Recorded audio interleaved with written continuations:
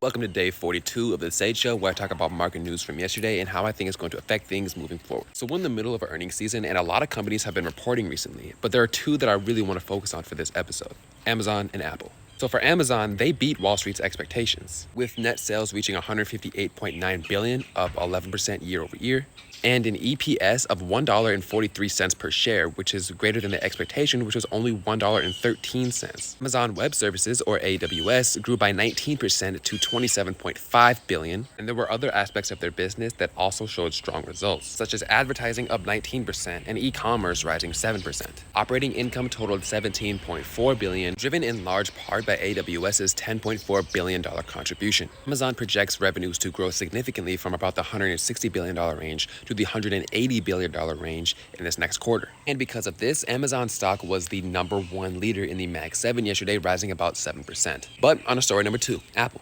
Apple also had a double beat yesterday, beating revenue and beating EPS expectations. Their revenues were about $95 billion, up 6% year over year, and their adjusted EPS was $1.64. The usual staples for the company, the iPhone, Mac, and the iPad, all produced very well, while service revenue rose to about $25 billion. Now, the bad thing was sales in China was actually pretty low and below forecasts, but other areas were able to pick up the slack. And operating margin improved to 31.2%. But despite the earnings beat, Apple's stock fell about 2% yesterday in the after hours, which reflects that they were probably pricing in a little bit more growth in China.